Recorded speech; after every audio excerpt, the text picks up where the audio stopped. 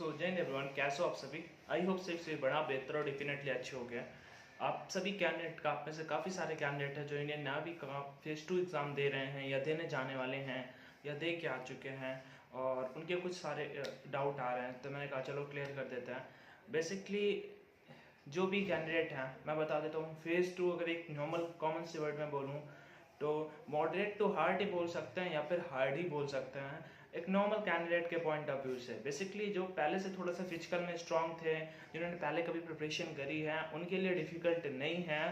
But जो नए नए या फिर पहले अभी से बिल्कुल रिजल्ट के बाद जिन्होंने प्रिपरेशन रिजल्ट के बाद वाले तो होगा ही नहीं, हो ही नहीं रहा है। ठीक है, जिन्होंने पहले रनिंग वगैरह मतलब जिन्होंने कर रखा है उन्हीं का निकल रहा है। फीमेल कैंडिडेट के लिए बेसिकली ग्रुप में मेरे बहुत सारे ऐसे कैंडिडेट हैं थे, लेकिन अभी क्या है कि काफ़ी सारे लोग फेल भी हो रहे हैं, रनिंग नहीं हो रहा है। जबकि बार बार मैंने यूट्यूब पे बोला, ग्रुप्स पे बोला कि सर रनिंग मैंडेटरी है।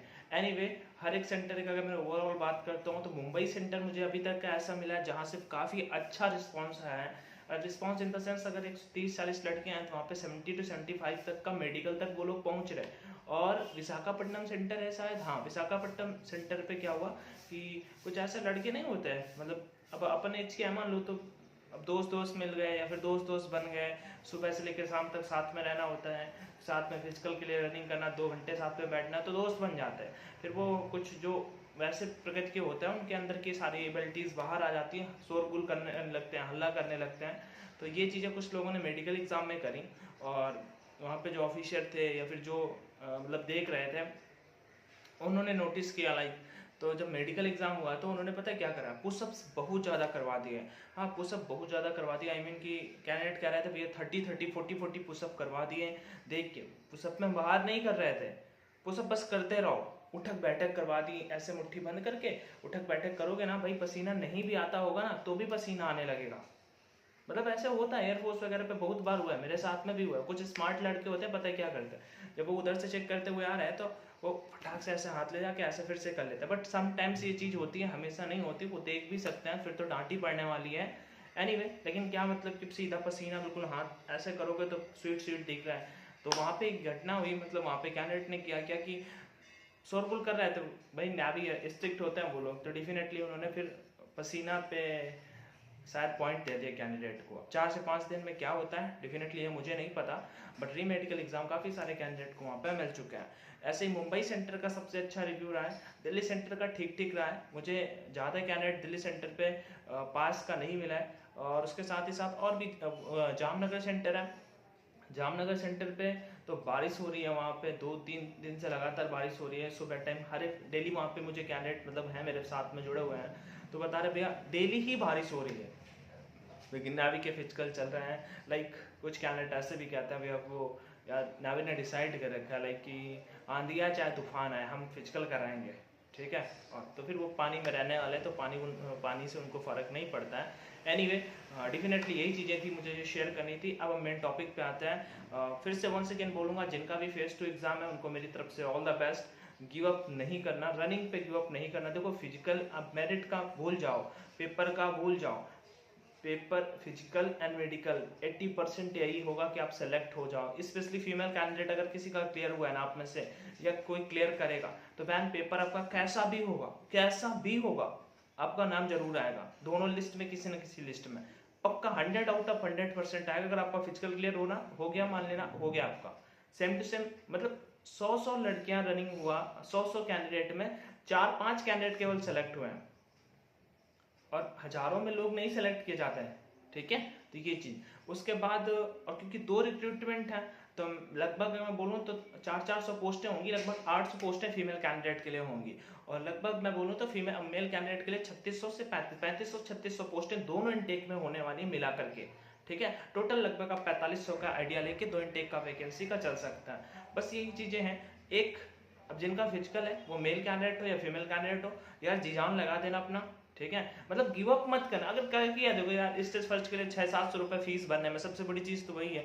जब फॉर्म भरने जाते हैं तो 700 रुपये का सोचता है, अगर घर गाँव से बिलोंग करते हैं तो फिर पापा से मांगना पड़ता है या फिर कुछ और जुगाड़ देखना पड़ता है। 700 रुपये, फिर एग्जाम देने के लिए हमें दूर जाना पड़ता है। हाँ, एग्जाम मान लो निकला, फिर एक अलग टाइप की खुशी, कुछ नए नए टाइप के लोग होते हैं, स्टेटस पोस्ट कर देते हैं, हाँ भाई सिलेक्टेड इन इंडियन नेवी को ऐसे लिखते हैं। तो जो ऐसे एक्टिविटीज़ करते हैं उन सभी के लिए यही है कि यार छोड़ना नहीं, ठीक है। स्टेज 2 में रनिंग क्लियर, उसके बाद आएगा मेडिकल एग्जाम, बिल्कुल मतलब स्टिक टाइप में रहना। आंखों के लिए बस एक ही चीज़ कर सकते हो कि अगर अनफिट टाइप का आपको लग रहा है तो देखो अनफिट कर देंगे। अगर वो 1 नंबर से ज़्यादा चश्मा है या फिर आपका 0.75 चश्मा है, आप अनफिट होने वाले हो। लेकिन नहीं पढ़ पा रहे हो, लाइनें जो आपसे पढ़वाते हैं दूरी पे नहीं पढ़ पा रहे हो तो अनफिट कर देंगे। तो सिंपल सा है, कोशिश करो कि आपके सेंटर का चार्ट मिल जाए। मैंने मोस्टली नावी के हर एक सेंटर पे जो चार्ट देखा वो AOX HVT XAUV, हाँ यही वाला चार्ट होता है। तो अगर ये वाला चार्ट अगर देख पा रहे हो, समझ पा रहे हो तो देख लो, समझ लो। किस्मत हुई अगर आया तो आप शायद सही पढ़ पाओ और आपका हो जाए, फिर आप अपनी आइज के लिए कुछ कर सकते हैं। ऐसा सजेशन है मेरा। बाकी एज यूर विश, मतलब कुछ वर्ड अगर आपको पढ़ने में नहीं आ रहे हैं तो आप ये चीज़ कर सकते हैं। ये आइज के लिए हुआ। बाकी ईयर वैक्स आप करवा सकते हो, अभी करवा सकते हो। कल 2 लड़कों की ईयर वैक्स में पॉइंट मिला, 5 दिन का समय मिला है, उनका नहीं क्लियर होगा।